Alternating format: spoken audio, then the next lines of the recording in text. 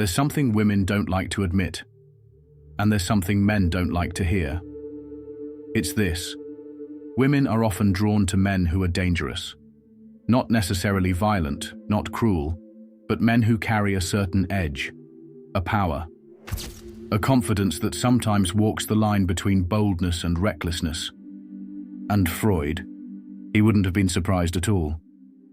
Because long before dating apps, Instagram, or red pill YouTubers, Freud was already saying the quiet part out loud.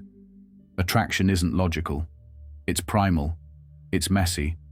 And underneath all the polite explanations and modern values, we're still running on instincts that don't always make sense. We're told from a young age that being kind, respectful, and emotionally available is what women want in a man. And yes, those qualities are important. But when it comes to attraction, especially in the early stages, something strange often happens. The nice guy gets overlooked. The bad boy gets remembered. This isn't about women not appreciating kindness. It's about attraction not always lining up with logic. You can be caring, supportive, and reliable, and still feel invisible. Meanwhile, someone who breaks the rules, who's unpredictable, who doesn't play it safe, somehow they capture attention. Why? Freud would argue it comes down to instincts we don't fully understand. He believed that much of human behavior is shaped by the id, the unconscious part of the mind that craves pleasure, power, and intensity. The id doesn't care about social rules. It doesn't care about long-term plans. It wants what it wants. When someone radiates danger or dominance, the id perks up. It senses strength, risk, possibility. That doesn't mean a woman consciously wants to date someone unstable or harmful, but the emotional response. It often fires before the rational mind can catch up. Here's the real kicker. The nice guy may be playing by all the right social rules, but he's often repressing his own deeper instincts. He plays it safe. He avoids tension. He's afraid to provoke desire because he doesn't want to risk rejection. And in doing so, he may come across as emotionally flat, even if he has great intentions. Freud believed repression kills passion. When you suppress emotion, you also suppress attraction. So, ironically, being too safe, too agreeable, too restrained, can make you forgettable. It's not that women want cruelty or chaos. It's that part of the psyche is drawn to intensity, to someone who acts with boldness, who's not afraid to show power, who doesn't apologize for being fully alive. So when the dangerous man walks in, he doesn't just offer rebellion. He offers energy. And that energy wakes something up. When most people hear the word libido, they immediately think of sex. And sure, that's part of it. But in Freud's theory, the libido isn't just about physical desire. It's the foundation of all human motivation. It's the life energy that fuels everything we do. Our creativity, our ambition, our hunger for connection and experience. Freud believed that this energy, the libido, was not clean or logical. It wasn't designed to be tamed. It was primal. And most of the time it wasn't even conscious. This is why people are drawn to things that seem irrational. Why we chase what we can't have. Why we sometimes desire what we know will hurt us. The libido doesn't care about consequences. It only cares about intensity. Think about how attraction works. It's not always about stability or compatibility. It's often about how someone makes you feel. The charge, the spark, the tension. That's the libido in action. Freud also believed that this energy didn't just move toward pleasure, it was entangled with aggression. There's a reason why passionate relationships often have sharp edges, why the line between love and hate can feel razor thin. The libido is not just sexual, it's volatile. It wants to dominate, to possess, to merge and dissolve boundaries. Now let's bring this back to the dangerous man. He's not attractive because he's dangerous. He's attractive because he radiates life force. He acts without fear. He owns his desire. He doesn't ask permission to exist. That triggers something deep in the unconscious, something that feels raw, exciting, and real. Freud would say, we're not drawn to people who are necessarily good for us. We're drawn to people who activate us, who touch the parts of ourselves we usually keep buried. And for many women, the bad boy becomes the symbol of this activation. He doesn't represent love. He represents libido unleashed. That's why stories of forbidden love are so powerful. They represent what the ego suppresses, what the superego shames, and what the id secretly craves. Passion, risk, surrender. It's also why people often confuse attraction with fate. Just because you feel something doesn't mean it's wise. The libido doesn't care if it's good for you. It only cares if it's intense. So the next time someone says, I know he's no good for me, but I can't help it, remember, they're speaking from the place Freud spent his life studying, the chaotic, beautiful mess that lives beneath the surface. The libido is not polite. It doesn't care about happy endings. It just wants to feel alive. While Freud uncovered the dark forces driving our desires, it was Carl Jung, his one-time protégé and eventual rival, who took things a step deeper. Jung introduced a concept that is essential to understanding attraction to the dangerous man. He called it the shadow. The shadow is everything we hide from the world, and even from ourselves. It's made up of the instincts, impulses, and traits we're taught to suppress. And here's the kicker. The more we reject those parts of ourselves, the more power they gain in our unconscious. Jung believed that what we repress doesn't disappear. It waits. And it often returns through projection, especially in our relationships. What we deny in ourselves, we admire, fear, or become obsessed with in others. Enter the shadow lover. This is the figure who embodies everything that feels forbidden, dangerous, and thrilling. Someone who lives outside the rules, who acts on impulse, who doesn't follow polite society.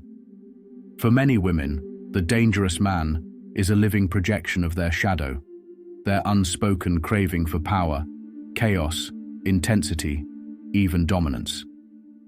It's not that women literally want a harmful partner. It's that the shadow lover represents a part of themselves they've never been allowed to explore. Maybe it's a craving for rebellion. Maybe it's raw sexual energy. Maybe it's emotional freedom or primal instinct. Whatever it is, the dangerous man reflects it back. The more repressed a person's inner world is, the more powerful the attraction becomes. Jung wrote that, until you make the unconscious conscious, it will direct your life, and you will call it fate. And nowhere is that more obvious than in romantic obsession. The shadow lover is not a healthy relationship. He's a mirror. He shows us what we've buried. And that's why the attraction can feel so overwhelming, because it's not just about him, it's about us. This also explains why people sometimes sabotage stable relationships. The nice, consistent partner might offer real love, but they don't trigger the shadow. They don't force the unconscious into the light. So the connection, while safe, can feel emotionally flat. But the dangerous man, he brings out the chaos. He wakes the shadow up. And that experience, for some, can feel like falling in love, when really, it's a form of psychological projection. The truth? Until we face our own shadow, we'll keep chasing people who embody it. Not because we need them, but because we're still afraid of who we might become without them. We don't just see the dangerous man in real life. We're surrounded by him in pop culture. He's in the movies we watch, the books we read, the music we stream, the brooding vampire, the tortured genius, the charming criminal, the rebel without a cause. From James Dean in Rebel, without a cause, to Christian Grey in 50 Shades of Grey, the dangerous archetype is everywhere. And the message is clear. Danger equals depth. Rule breaking equals power. And love without pain? Boring. Pop culture didn't invent this idea. It amplified it. It romanticized the shadow lover and packaged him with mystery, sex appeal, and emotional damage. He's the one who's hard to get. He doesn't need anyone, and somehow that makes him irresistible. But why? Because stories speak to the unconscious, and the dangerous man often symbolizes more than just rebellion. He represents freedom. Freedom from the roles we're forced to play. Freedom from the boredom of routine. He's unpredictable. He doesn't follow the script. In a world that often feels scripted, that kind of rawness is magnetic. There's also a cultural double standard at play. Women are often taught to be nurturing, polite, emotionally reserved. So the allure of someone who's emotionally unfiltered, who says what he wants and takes what he desires, becomes a kind of fantasy. He's not just a man, he's a break from the rules. In psychological terms, this kind of character triggers the archetypal imagination.